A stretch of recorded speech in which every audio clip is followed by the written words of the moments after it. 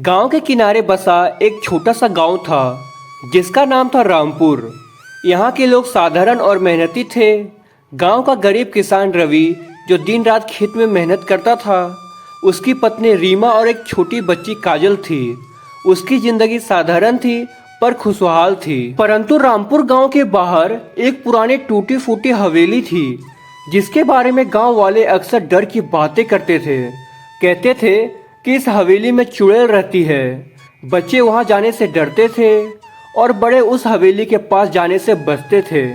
रवि ने कभी इस पर ध्यान नहीं दिया था, लेकिन एक दिन उसकी जिंदगी में कुछ अजीब और डरावना होने वाला था। रात के समय जब सभी घर के लोग सो रहे थे, अचानक खेत की तरफ से अजीब आवाजें आने लगी। रवि ने सोचा शायद कोई जानवर होगा। वह तुरंत उठकर बाहर गया। खेत की ओर बढ़ते हुए उसे कोई उड़ती आकृति दिखाई दी जो हवा में उड़ती जा रही थी। डरते डरते वह उस ओर गया और देखा कि एक औरत थी जिसके लंबे बाल थे और चेहरा बहुत डरावना था। रवि ने पूछा, तुम कौन हो और तुम उड़ कैसे रही हो? लेकिन कोई जवाब नहीं मिला। वह औरत धीरे धीरे गायब हो गई। अगले दिन गांव में यह बात फैल गई। कुछ लोगों ने बताया कि हवेली में चुड़ैल सच में रहती है जो गांव वालों को डराती है। रवि को समझ नहीं आ रहा था कि वह क्या करे। उसने अपने पड़ोसी से सलाह ली, लेकिन सबने मना कर दिया, उस चुड़ैल से दूर रहो। पर रघु का मन बहुत बेचैन था। रवि ने ठाना कि वह अपने परिवार की रक्षा करेगा और चुड़ैल का सामना करेगा। उसने अपनी पत्नी रीमा को बताया, लेकिन रीमा बहुत डर गई।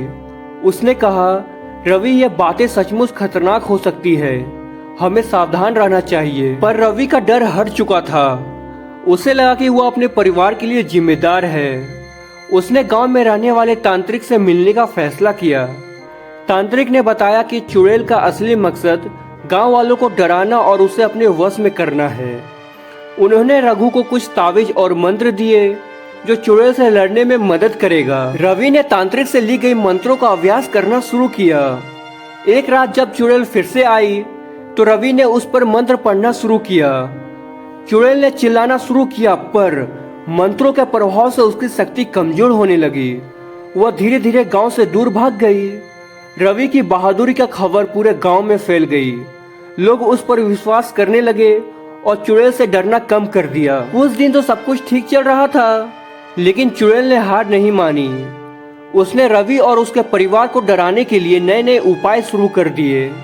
रात को गांव में अजीब अजीब आवाजें, जानवरों का अचानक मर जाना और अजीब तरह की घटनाएं होने लगी। रवि की पत्नी रीमा बीमार पड़ गई और काजल उसकी बेटी डर के मारे ठीक से सो भी नहीं पा रही थी। रवि ने देखा कि चुड़ैल ने उसके परिवार को निशाना बना लिया है।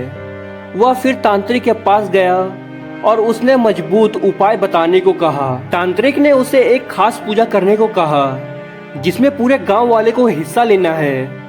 यह पूजा चुड़ैल को गांव से हमेशा के लिए भगाने के लिए है। पूजा के लिए गांव के लोग एकत्र हुए और पूरी श्रद्धा से भगवान की आराधना की। तांत्रिक ने मंत्र उच्चारण किया और रवि ने अपने हाथ में तावीज पहन लिया। जैसे जैसे पूजा आगे बढ़ी, हवा में एक ठंडी और डरावनी लहर महसूस होने लगी। अचानक हवेली के पास से एक जोरदार चीख सुनाई दी। चुड़ैल ने अपनी पूरी ताकत लगाई, लेकिन गांव वालों की एकता और पूजा के मंत्रों के सामने वह कमजोर पड़ गई थी।